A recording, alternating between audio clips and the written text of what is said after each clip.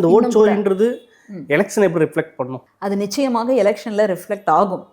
இப்போ நம்முடைய முதல்வர் பீகாருக்கு போய் பேசின உரையில ராகுல் காந்தி அவர்களை பற்றி பேசும் பொழுதெல்லாம் எவ்வளவு பெரிய ஒரு ஆரவாரமும் உற்சாகமும் இருந்தது. அங்கே வந்து ஆட்சி மாற போகுது அப்படின்றதுக்கு இதெல்லாம் ரொம்ப பெரிய ஒரு உதாரணம். இது வந்து மக்களினுடைய இந்த ஓட்டு திருட்டு அப்படின்றது வெறும்னே ஓட்டு திருட்டு கிடையாது, அது வந்து ஜனநாயகத்தினுடைய ஒரு திருட்டு. இந்திய கூட்டணி இது பெருசாக பிரச்சாரம் பண்ணல அப்படின்ற மாதிரியும் சொல்கிறாங்க.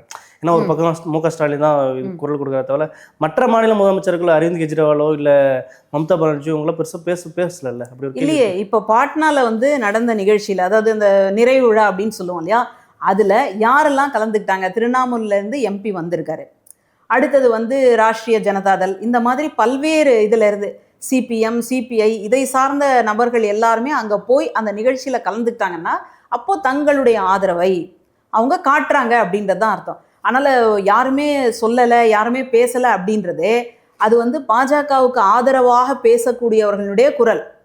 அதனால் அந்த மாதிரி இல்லைங்க, இவங்களா தான் சும்மாவே சொல்லிட்டு இருக்கிறாங்க, அதுலேயும் குறிப்பாக காங்கிரஸில் ராகுல் காந்தி அவர்கள் தான் பேசுகிறாங்க அப்படின்னு தனிமைப்படுத்துவது எதற்கு அப்படின்னு கேட்டால் அந்த மாதிரி ஒன்றும் இல்லைங்க. அதுலேயும் தேர்தல் ஆணையம் கேட்டுச்சு பாருங்களேன் ஒரு கேள்வி.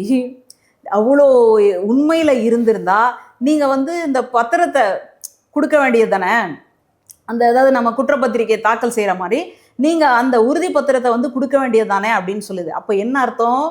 அதை வச்சு ஏதாவது ராகுல் காந்தி அவர்கள் மீது ஒரு வழக்கை போட்டு அவரை கொண்டு போய் உள்ளே வச்சிடணும்.